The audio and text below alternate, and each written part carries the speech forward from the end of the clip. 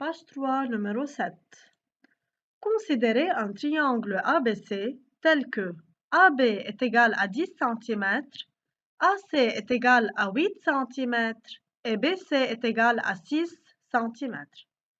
Alors, tout d'abord, je dois tracer le segment AB qui mesure 10 cm à l'aide de la règle graduée.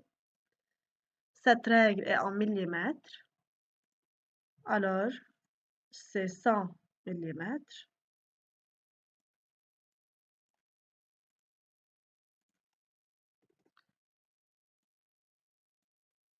C'est AB.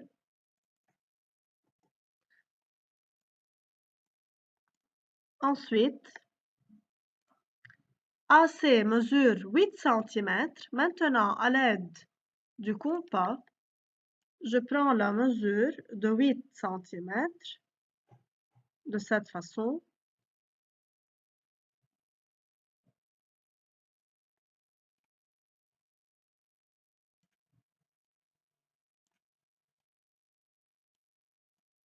Je trace un arc de cette façon. Et finalement, BC est égal à 6 cm. Excusez-moi. Alors, BC est égal à 6 cm.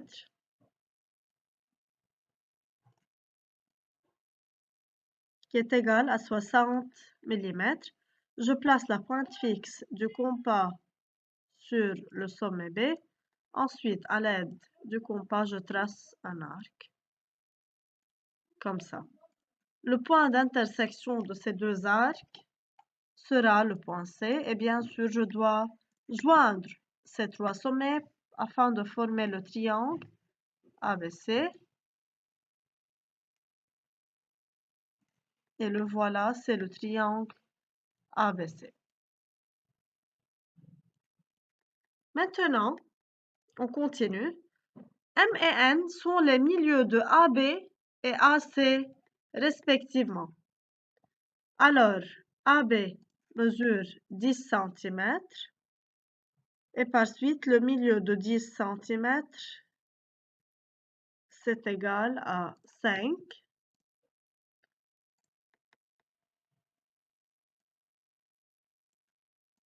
Alors, c'est le point M qui est le milieu de AB et le milieu de AC est N. Puisqu'ils ont dit que M et N sont les milieux respectifs des côtés AB et AC, alors M est le milieu de AB et N est le milieu de AC, c'est-à-dire par ordre. Bien sûr, je peux coder ces deux figures ou bien ces deux segments. AM égale AMB et avec une autre couleur, par exemple, c'est AN qui est égal à NC. Ensuite, C est un cercle de centre A et de rayon AN. J'ai besoin maintenant du compas. Alors, le centre est A et le rayon c'est AN qui est égal à 4 cm. Alors, ce cercle est de centre A et de rayon 4 cm.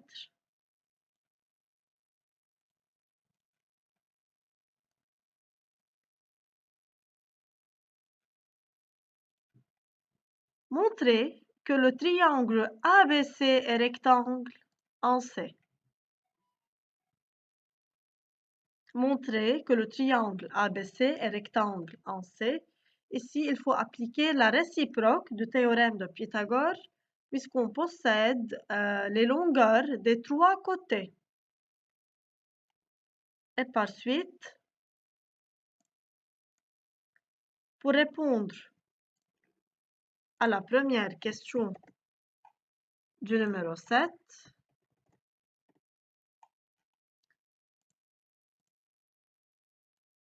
Puisque ABC est rectangle en C, alors AB est l'hypoténuse. Et par suite, AB au carré est égal à 10 au carré est égal à 100.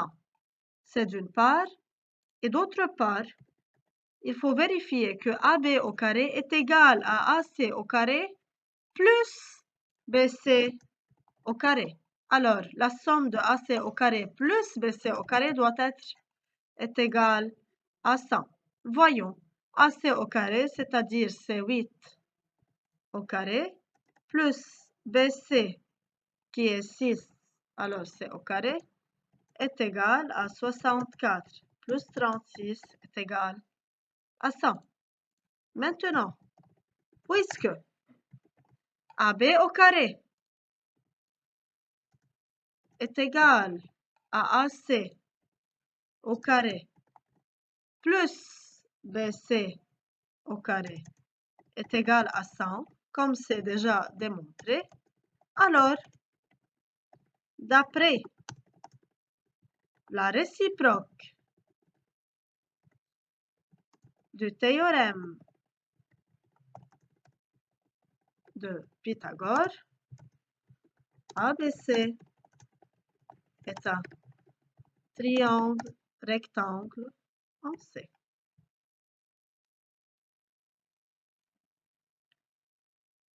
Deuxièmement, montrer que la droite MN est tangente à C en N. MN, voyons.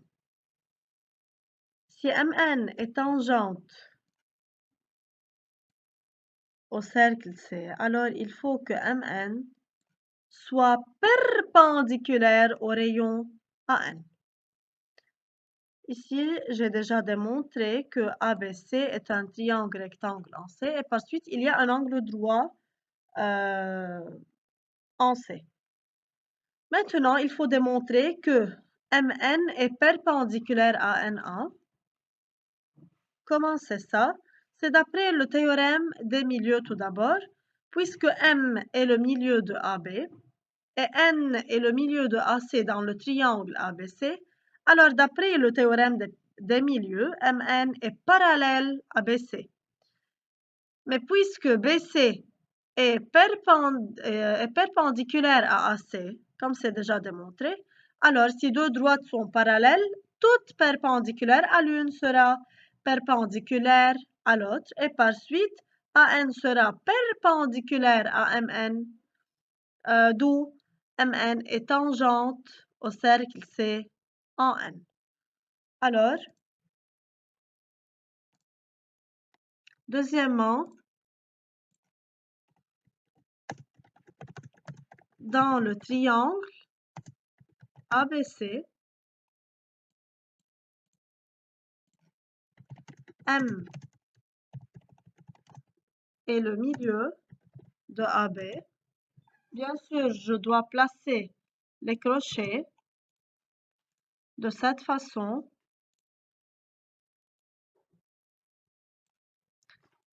Et maintenant, N est le milieu de AC. Bien sûr, c'est par hypothèse. Et il faut que je place les crochets. Et ici, bien sûr, je peux placer par hypothèse. Et ici, par hypothèse. Alors, d'après le théorème des milieux, je peux dire que MN est parallèle à BC. Maintenant, BC est perpendiculaire à la droite AC. C'est déjà démontré puisque ABC est triangle rectangle en C. et MN, ici c'est déjà démontré, et MN est parallèle à BC. De même, c'est déjà démontré ici.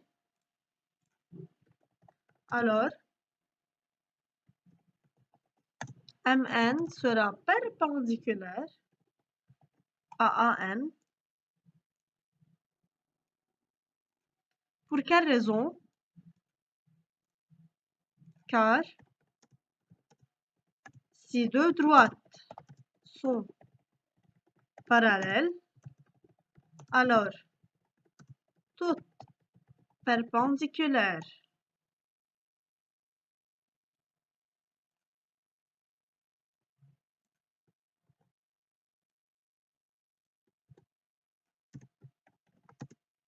à l'une est perpendiculaire à l'autre, et par suite, MN est tangente au cercle C en N.